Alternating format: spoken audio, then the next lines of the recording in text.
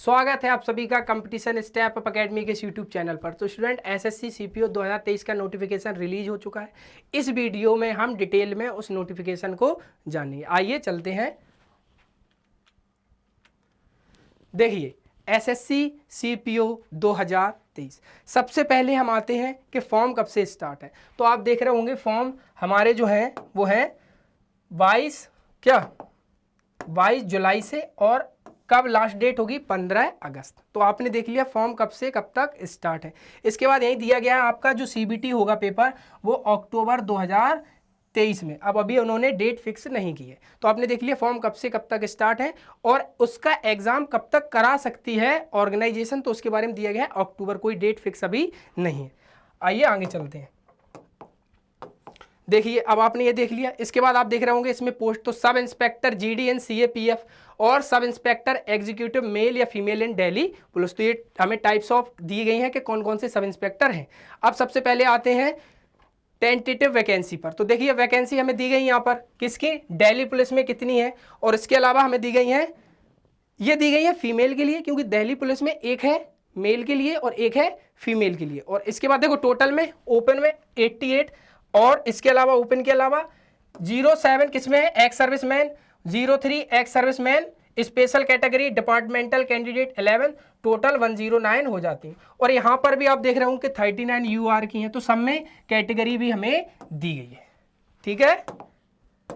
अब वैसे ही आप देख रहे होंगे यहाँ पर किसके लिए, फीमेल के लिए। तो देखो ये फीमेल के लिए रही हमारी वैकेंसी, क्योंकि आपको पता है दिल्ली पुलिस की कट ऑफ बहुत हाई जाती है एसएससी सीपीओ का जो एग्जाम होता है उसमें, तो इसलिए इनकी वैकेंसी भी बहुत ही कम है। देख रहे हो आप कितनी कम। अब इसके बाद आते हैं सीएपीएफ में। तो देखो सीएपीएफ में दिया गया है कि सीएपीएफ के अंदर कौन कौन से डिपार्टमेंट की पोस्ट है। यहाँ पर आपको दे रखा है बीएसएफ, इसमें मेल और female, CISF, CRPF, ITBP, SSB, और टोटल भी हमें दे रखा है कि कितनी पोस्ट हैं 1714, और उसके अलावा 10% ईएमएससी की वो अलग है। ठीक है,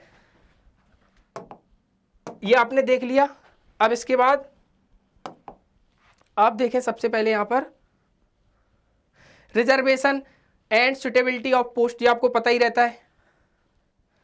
सिटीजनशिप आपको पता है, सिटीजन ऑफ इंडिया और सिटीजन ऑफ नेपाल और सब्जेक्ट ऑफ भूटान, तो ये भी आप अगर हो। सबसे पहला और सब लोगों का बहुत सवाल आता है सर एज लिमिट क्या है। तो आप देख रहे होंगे 1/8/2023। इसका मतलब क्या है कि आपकी एज ऑफ लिमिट में कितनी, 20 से 25 साल की होनी चाहिए। यानी कि 20 से लेकर 25 साल के स्टूडेंट इसमें अप्लाई कर सकते हैं। बट इसमें लिखा है candidate must have been born not earlier than, यानी कि 20/8/1998 से पहले का आपका जन्म नहीं होना चाहिए, और इसके बाद 1/8/2003 के बाद का नहीं होना चाहिए। इनके बीच में अगर आपकी डेट ऑफ बर्थ है तो आप इस फॉर्म को अप्लाई कर सकते हैं। तो समझ में आया डेट ऑफ बर्थ का क्या था। और इसके आगे ये देखो कैटेगरी दिया गया है और एज रिलैक्सेशन दिया, तो आपको पता ही है ये सब।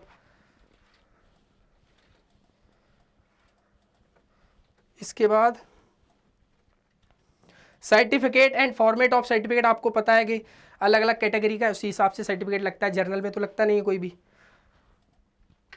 एसेंशियल क्वालिफिकेशन, देखिए ये भी एक बहुत बड़ा डाउट रहता है। तो देखो इसमें लिखा है educational qualification for all post is bachelor's degree from a recognized university or equivalent. The candidate who have been appeared in their bachelor degree or equivalent examination can also apply, however they must possess essential qualification or before the cut off. यानी कि आप 15/8/2023 तक आपकी जो भी degree की date है वो इसको वैलिड मान रहे हैं। तो आपकी क्या है एसेंशियल एजुकेशन क्वालिफिकेशन पे क्या है 15/8/2023 तक की डेट ले रहे हैं। ठीक है।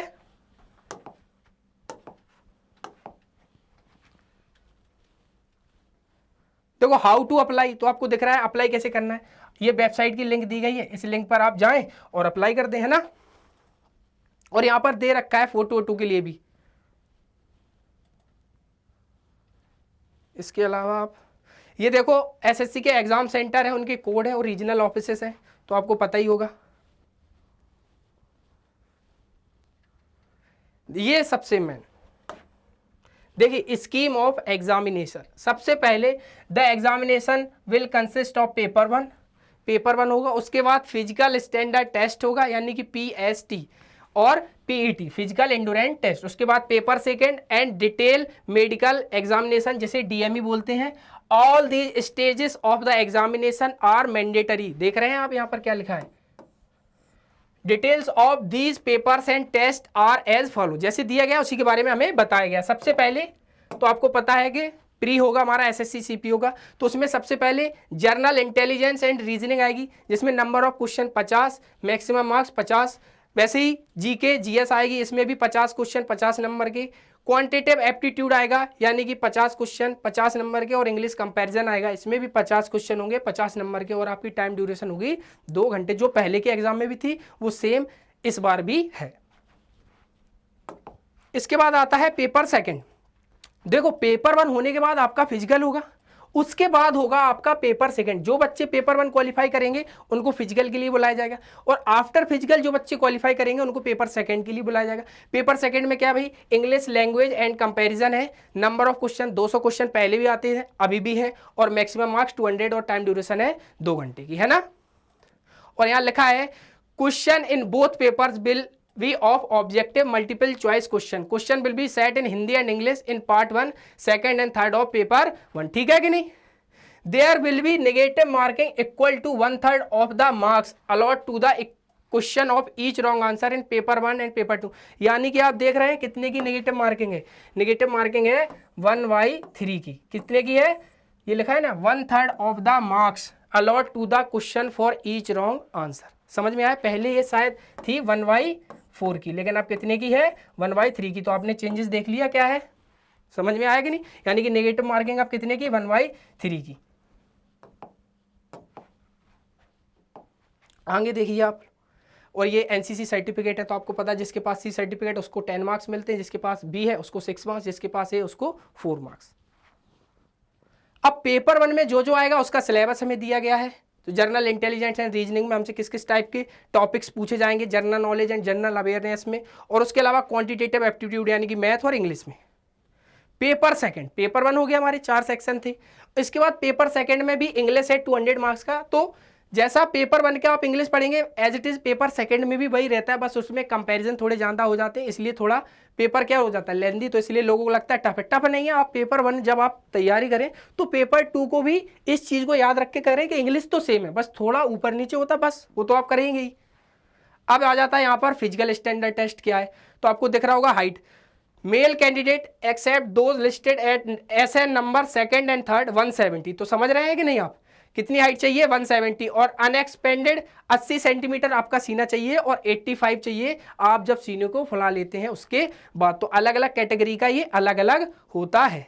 इसके बाद जब आप पीटी होगा तो पीटी में कौन कौन सी प्रोसेस होती है, तो आपको पता होगा कि पहले भी जो प्रोसेस थी सेम वही है।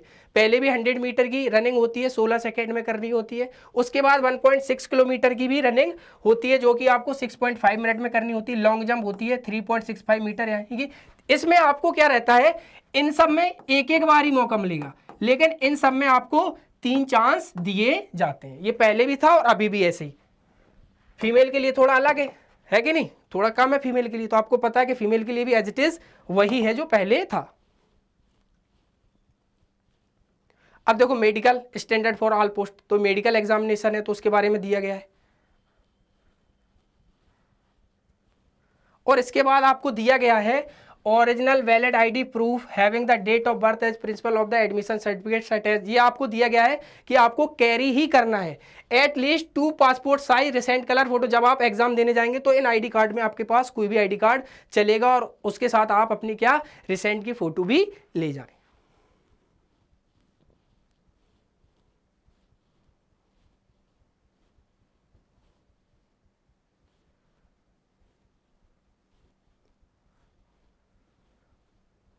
रेजोल्यूशन ऑफ टाई केसेस, ये कुछ नहीं, ये कुछ भी नहीं आपके काम का।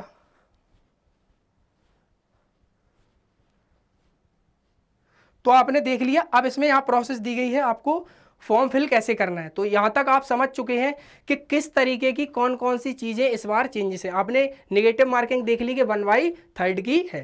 तो उम्मीद करते हैं वीडियो आपको पसंद आया होगा। वीडियो पसंद आए तो वीडियो को लाइक करें, चैनल को सब्सक्राइब करें। तब तक के लिए मिलते हैं नेक्स्ट वीडियो में। Thank you.